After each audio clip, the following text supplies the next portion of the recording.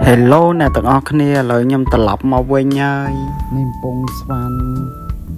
ជាងដាក់ហូបថតខ្ញុំកាលមួយរយៈនេះបានចេញវីដេអូឥឡូវសេតពេក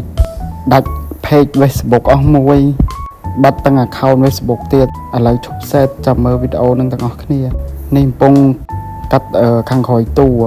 ហើយចាប់អស់ហើយក៏នាំប្រពន្ធមកញ៉ាំបាយនៅ Eon 3ឆ្ងាញ់បាយទាគេហ្នឹងហើយប្រពន្ធខ្ញុំញ៉ាំនំបញ្ចុកវៀតណាមហើយនៅកង់ទីនគេហ្នឹងម្ហូបមានច្រើនណាចង់ញ៉ាំអីក៏បានដែរតម្លៃធូរថ្លៃហើយនេះធ្វើសម្ដែងដើរចូលអោបតុក្កតារបស់គេតែក៏មើលអត់មានលុយ1រៀលទេដើរមើលទេអត់មានទិញអីទាំងអស់ហើយគេខ្លួនឯងមួយស្បែកជើងខោអាវនេះសិតរបស់គេទាំងអស់គេឲ្យទាំងអស់ទាំងកាបូបទៀតស្បែកជើងរបស់បងថ្លៃ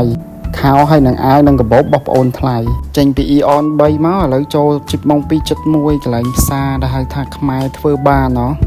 ហើយគេលក់ម្ហូបច្រើនណាហើយមនុស្សក៏ច្រើនទៀតហើយសង្ឃឹមថាបងប្អូនគាំទ្ររបស់ខ្មែរយើងទាំងអស់គ្នាអញ្ចឹងមានមនុស្សច្រើនអញ្ចឹងទៅយើងមានទឹកចិត្តលក់អានេះបាយឆាតាពាំងនេះពងមាន់ស៊ីឆាន់ហ្នឹងមើលទៅសកម្មភាពមានតែប៉ុណ្្នឹងហើយនេះអាពីងហ្នឹងនៅហួងស្មានតែងាប់ហើយតំណងរបស់គេអែមតាហើយអានេះកប៉ិចកប៉ុកចុចចប់អញ្ចឹងណាហើយនេះគេលក់គ្រឿងឈុតបុរាណខ្មែរយើងពីដើមតាមសម័យកាលអញ្ចឹងណានេះតំណងតាហើយមកដល់ផ្ទះនេះក៏ដាក់តពីអ្នកប្រពន្ធកោះវិយាកម្ពុជាមកកំប៉ុងមកយើងដាក់មួយថៃសាមុននឹងមឹកដៃមឹកអញ្ចឹងណាជីវិតមានតែប៉ុណ្្នឹងហើយប្រជុំហ្នឹងមានអីអ៊ំទុកហ្នឹងមានបានតាណាទេនៅផ្ទះហើយធ្វើការអត់មានឈប់ផងហើយអង្គុយមើលរឿង TVB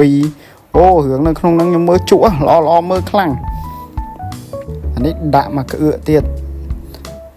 មានអីដាក់រៀងជាងល្វីងបន្តិចរៀងខានយូរហើយវីដេអូចុងក្រោយ unboxing របស់លេងថ្មីតំ order បានមកដល់អញ្ចឹងណាហើយមានតែប៉ុណ្ណឹងនឹងនិយាយទៀតទេបាយបាយ Good night អ្នកទាំងអស់គ្នា